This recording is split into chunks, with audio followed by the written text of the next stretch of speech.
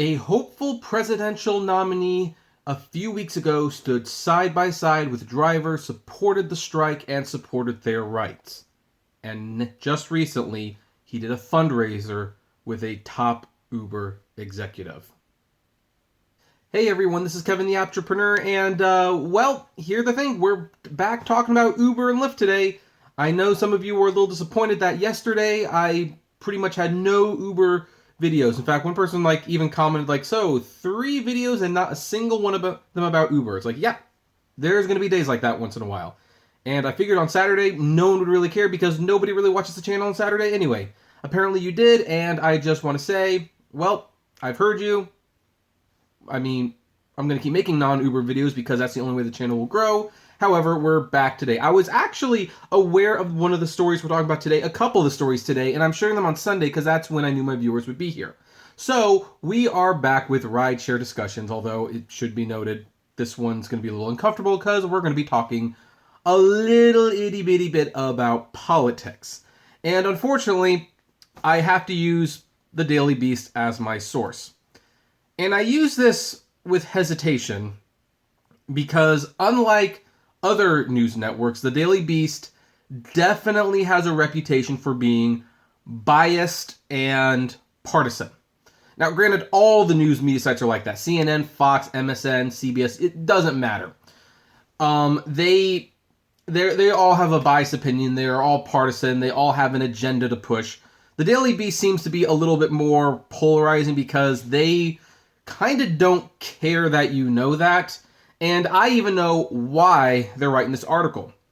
They are writing this article because, spoiler alert, it makes a Democrat look bad. That's the only reason they're interested in this story. Unfortunately, the story is real, and they're one of the only ones that are actually talking about it, so I'm going to use them.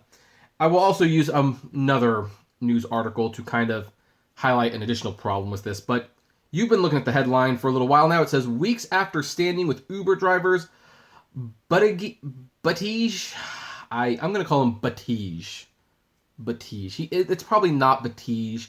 That actually seems like a very appropriate name right now, kind of like a French insult. Fundraises with company executives. So, here's the article. South Bend Mayor Pete Batij is set to attend a fundraiser with a top Uber executive just weeks after expressing solidarity for drivers protecting the rideshare company. The Indiana Democrat is one of 14 presidential candidates who will descend on San Francisco this weekend for the California Democratic Party state convention. Between attending the SEIU California Democratic Delegate breakfast on Saturday morning and addressing convention goers later that afternoon, he will headline a fundraiser in Oakland hosted in part by Uber executive Chelsea Colher. Now, who is she? What position does she have at Uber? Well, she is the rideshare company's director of product communications. Wow, you can't even make this up. You can't even make this up. It is a dissonant move for a candidate who fewer than 3 weeks ago voiced his support for striking Uber drivers demanding an end to pay cuts and a driver's bill of rights ahead of the ride-sharing company's initial public offering on Wall Street. Quote, I'm standing in solidarity at Drivers United and all those striking across the country today for livable wages, more job security, and regulated fare. We must raise the labor standards in this country. Well, I guess solidarity comes cheap because less than 3 weeks later, you're doing a fundraising with an Uber executive who you say you want to pressure them to pay the drivers more, but they're raising money for you, and why would they raise money for you unless you're going to scratch their back a little bit? This is why politics gets to be a very dirty game, and why I was very, very unhappy that, I think it was last year, the Supreme Court actually ruled that the budget, how much you can spend on courting politicians with lobbying and stuff like that, it used to have a limit. Now it's unlimited, and you see things that happen.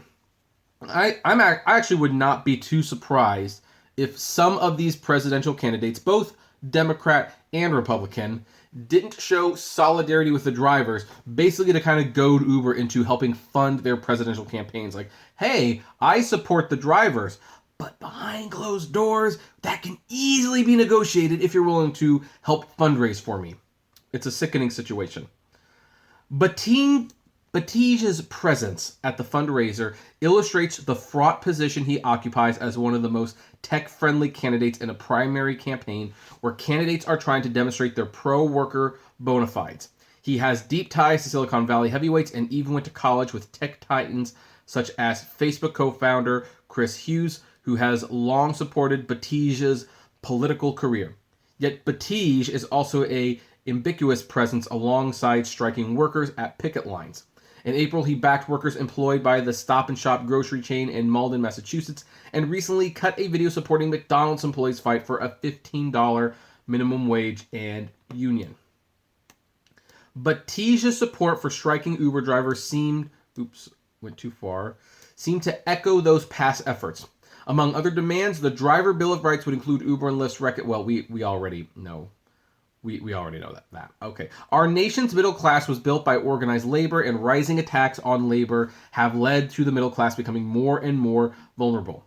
But Batige also hasn't gone quite as far as his fellow nominees in coming down hard on Silicon Valley, chiefly Senator Elizabeth Warren, who I have to be honest, I actually kind of like, who has proposed breaking up tech giants such as Google. At a New Hampshire CNN town hall in April, Batige said the antitrust law as we know it has begun to hit its limits with regulating big tech companies.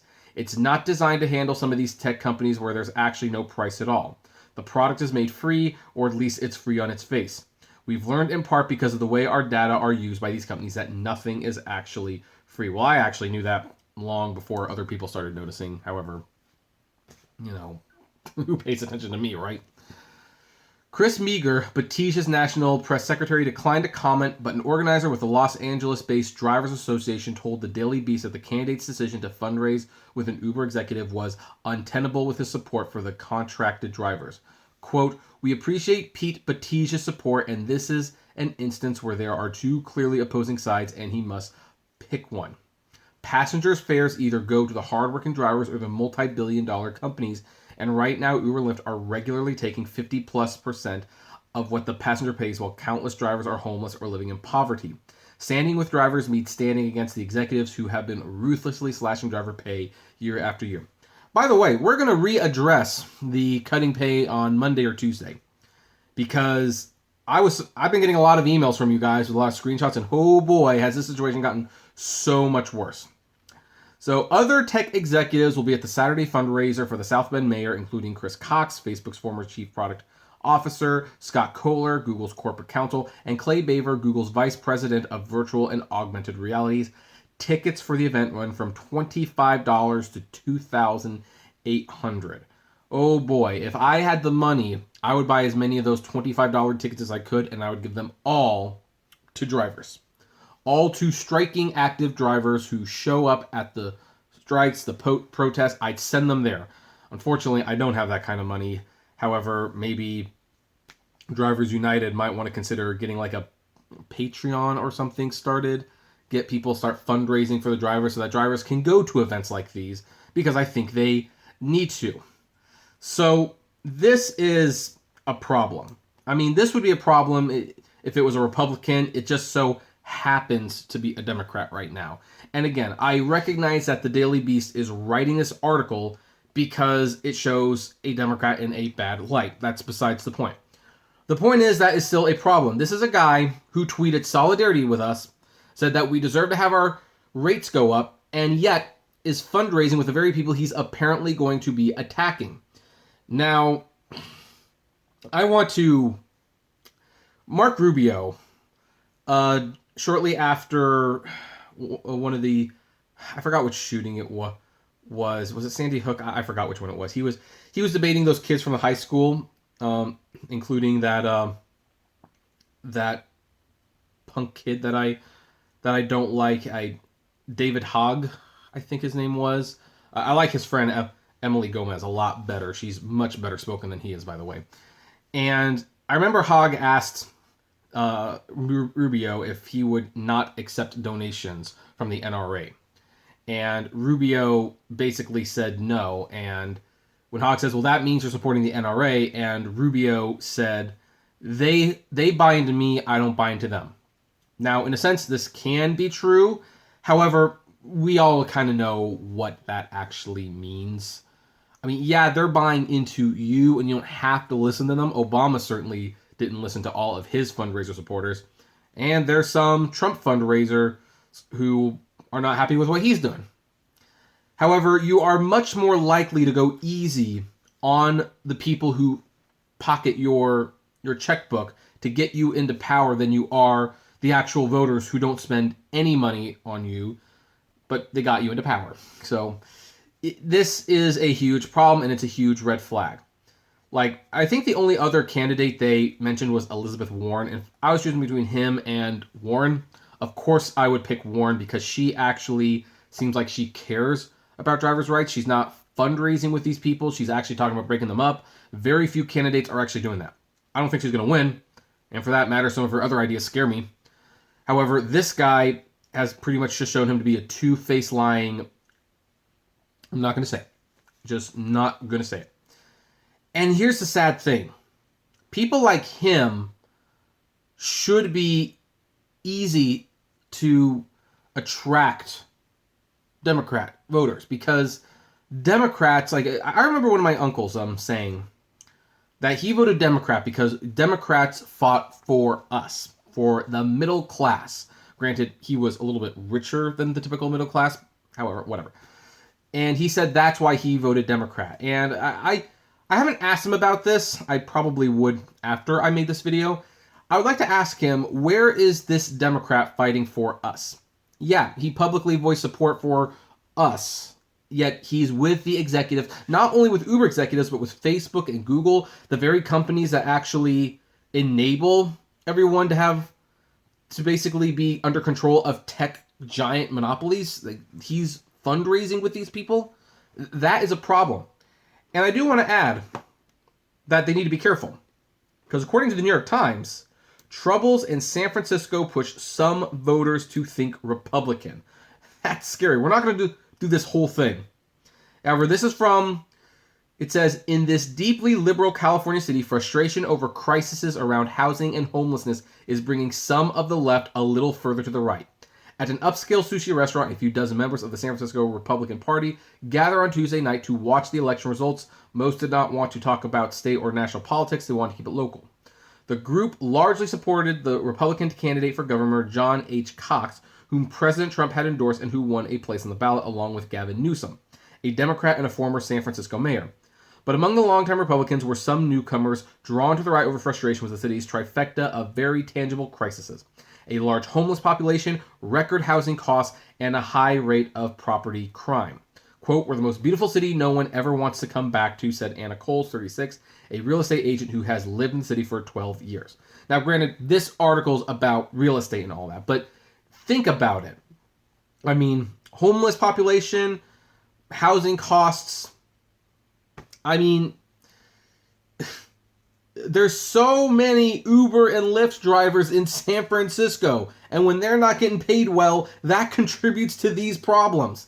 And you have Democrats working with the very people you want them to go against and help you.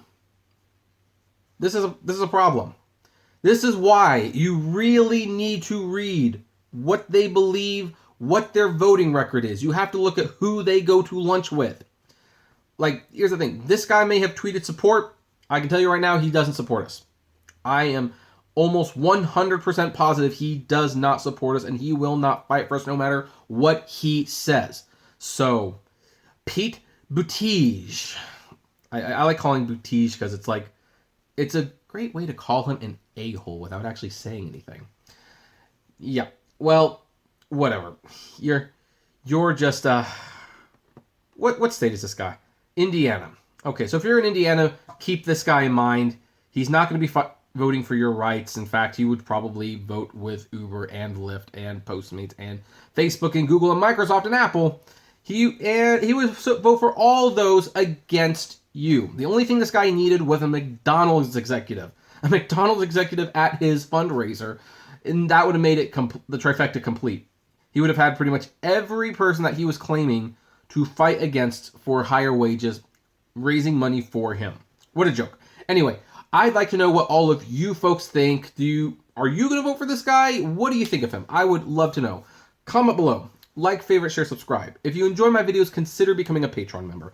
It's totally optional, of course, but even as little as $1 a month goes a long way to helping the channel run smoothly. Also, if gas prices are getting you a little down, check out the GetUpside app below. It's totally free and you get cash back on every gas purchase. Check us out at the Apptrepreneur Vlogs channel. And if you want to talk to me or other fellow rideshare drivers, check us out at the Apptrepreneur Hangouts on Facebook. And as always, fillet 'em responsibly. Have a good one.